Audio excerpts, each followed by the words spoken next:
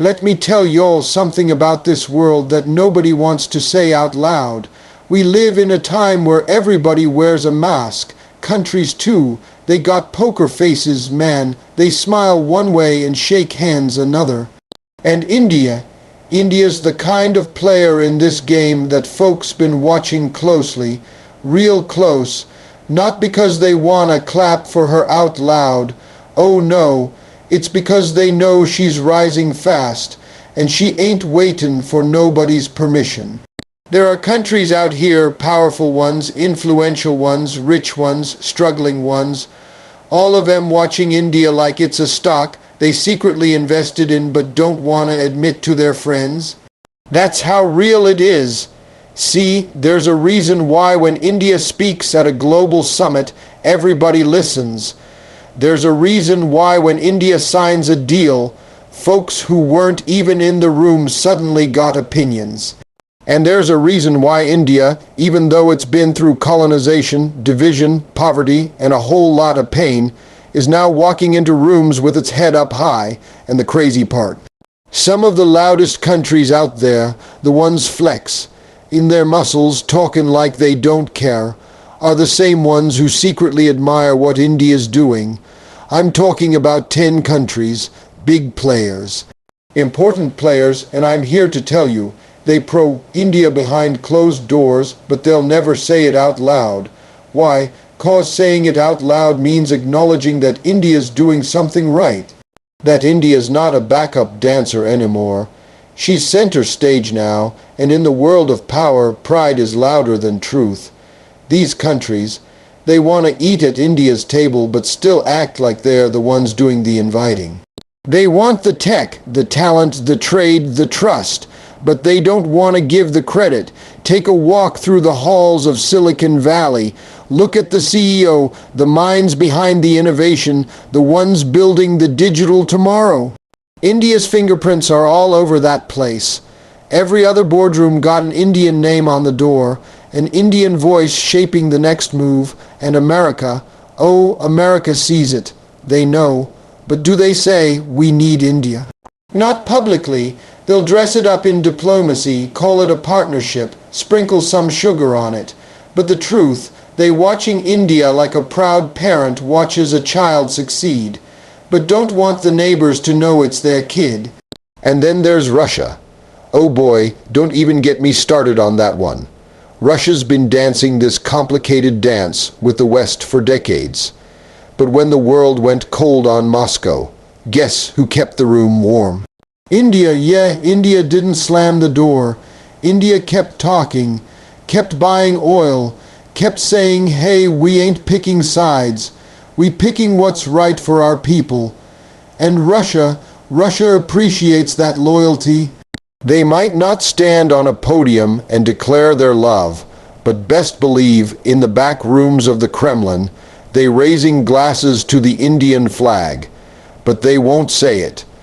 'Cause admitting they lean on India means admitting they ain't as untouchable as they claim. Now let me take you to the Gulf, the Middle East.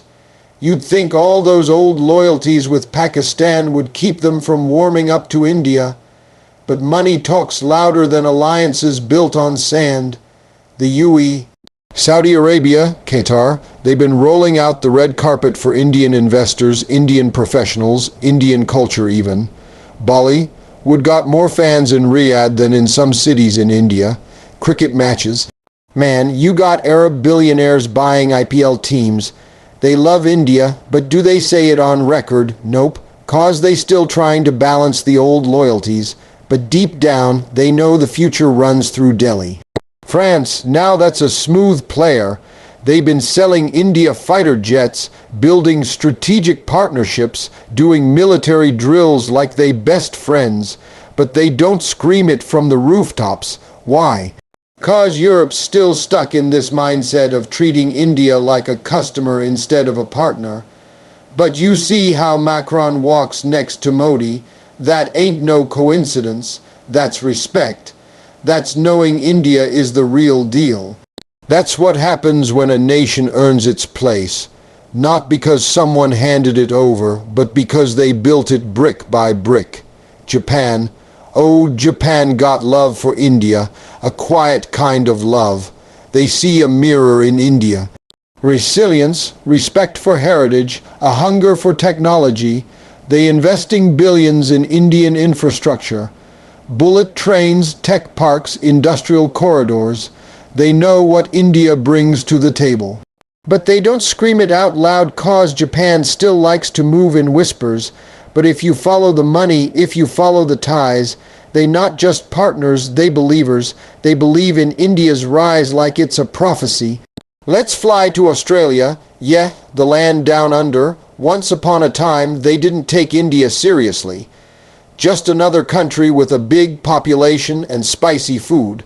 But now, India's the key to the Indo-Pacific. Australia wants India in military drills, in diplomatic circles, in economic forums.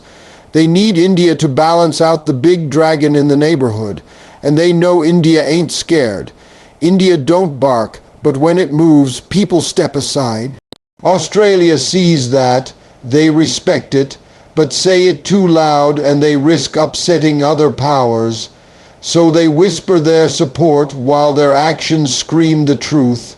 Let me swing by Israel. That relationship is like jazz, full of rhythm, full of soul, full of understanding that don't need to be said out loud. Intelligence sharing, defense deals, tech collaboration. They move like old friends who've been through some stuff together. And they have. India and Israel both been targeted, both been judged, both had to rise from places of survival. They get each other, but in global politics, Israel can't shout it from the rooftops, so they nod. They partner, they protect, and India knows the truth behind the silence. Even Germany, the economic engine of Europe, got its quiet admiration for India. They look at that massive democracy and go, how y'all hold it together. They see the scale, the diversity, the complexity, and they respect it. You can't talk about global growth without putting India in the top 3. Germany's working with India on green tech, on smart manufacturing, on AI. They ain't doing that out of charity. They doing it cause they know India got the brains and the backbone. But admit that India is leading the future, nah, that's too much pride for Berlin. Now let's talk about the wild card Africa. See, this ain't one country, it's a continent. But trust me when I say, African nations are watching India with hope. Not just envy, hope, because India didn't rise with colonization. It rose after it broke free from it. That hits deep for Africa, that inspires. Indian businesses are all over Kenya, Nigeria, South Africa. Indian doctors, Indian teachers, Indian tech experts. They building bridges with Africa like family. But African leaders won't always say we look up to India, cause they still balancing global friendships. But the truth, India ain't just respected in Africa. It's loved, so here we are, 10 countries. 10 silent nods, 10 quiet cheers behind closed doors, and you know why they don't admit it. 'Cause admitting it means admitting that India did it without begging, without surrendering, without becoming someone else. India did it the hard way, the honest way, the proud way. India didn't trade its soul to get a seat at the table. It built its own chair, and that scares some people. Because if India can rise without compromising, then what excuse do others have? If India can say no to pressure and still come out ahead, then what does that say about those who folded? The truth is, India's story ain't just about power. It's about presence. It's about being rooted so deep in your identity that you don't need to shout.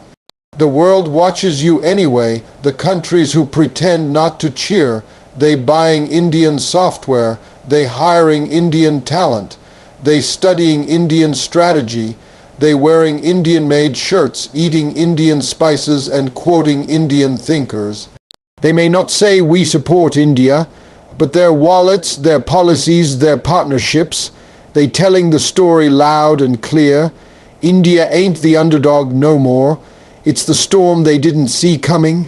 It's the answer to a world that's tired of bullies and fake smiles. It's the example that says you can be strong and still be spiritual.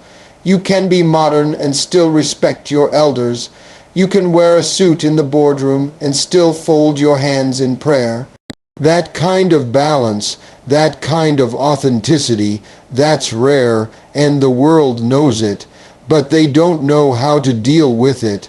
They don't know how to categorize it. 'Cause India ain't east or west. It's its own direction. It ain't left or right. It walks its own path, and that path, it's got some powerful followers walking behind, pretending they're just passing through. But deep down, they watching, they learning, they adjusting. Because whether they say it or not, whether they tweet it or deny it, one truth stands firm. India's time is here, and those 10 countries, they know it better than anybody.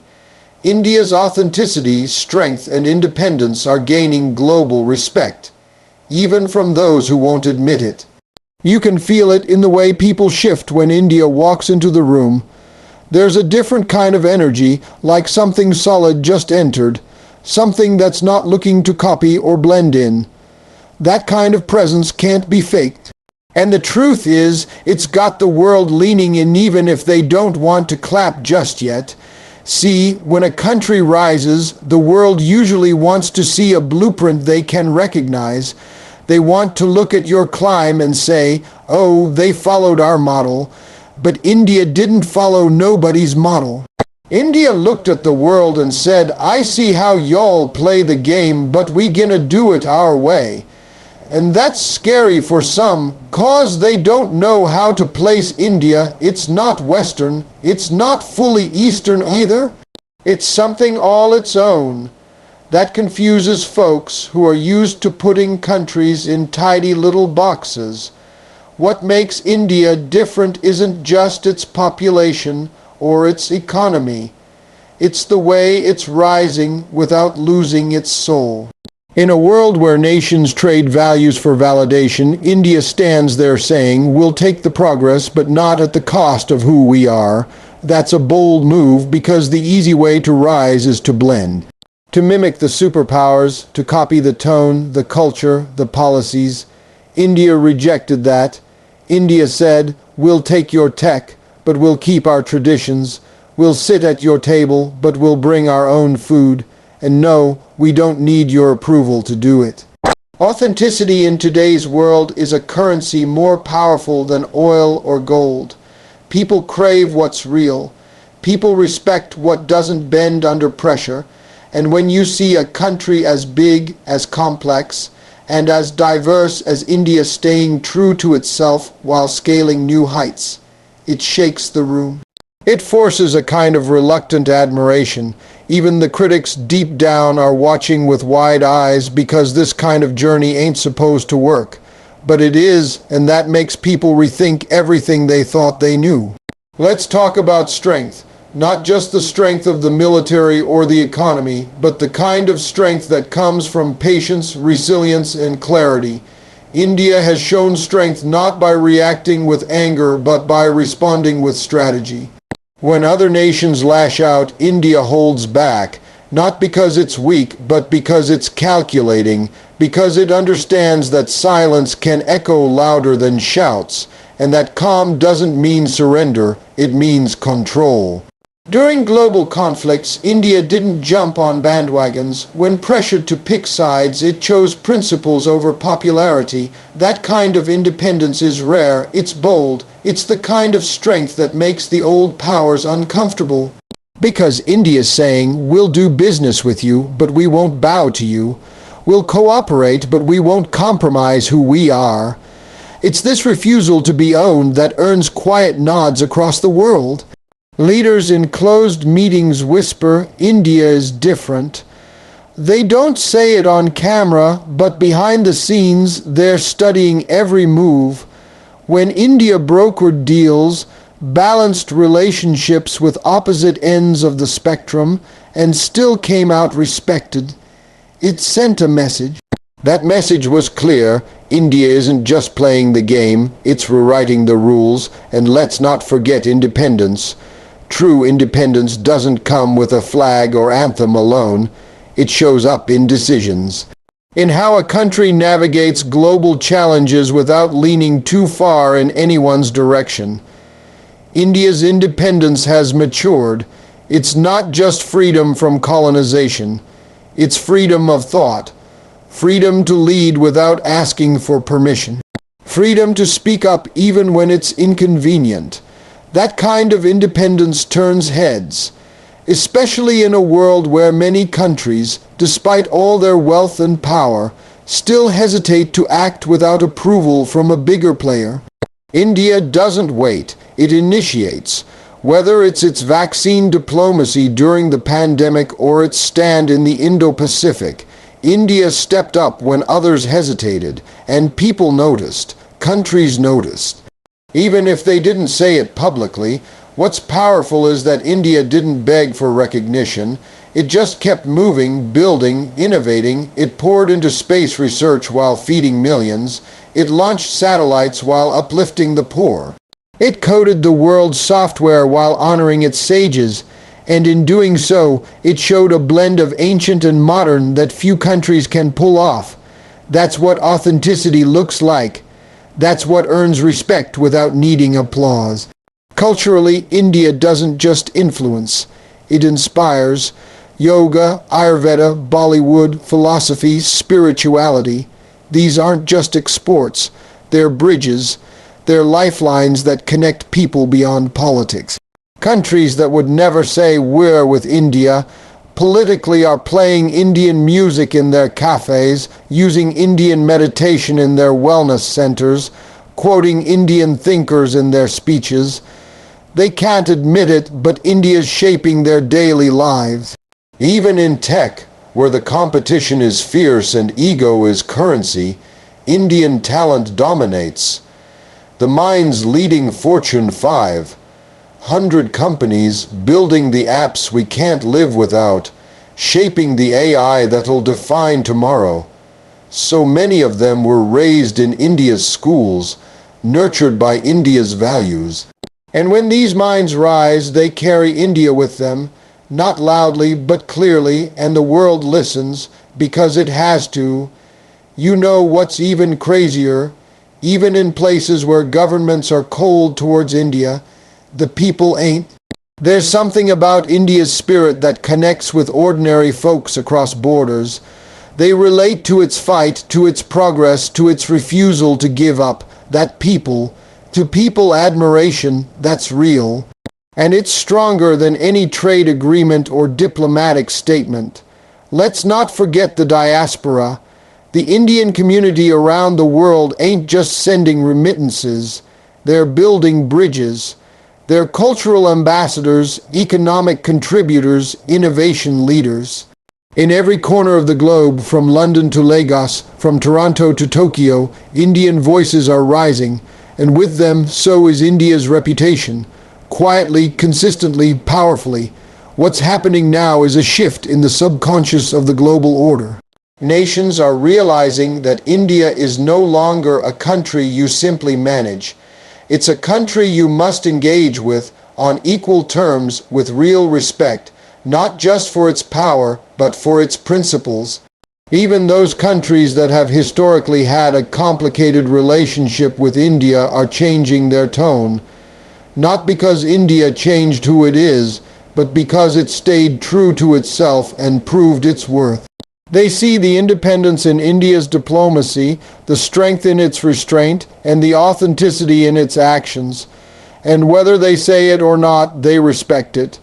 Respect that comes without shouting is the deepest kind.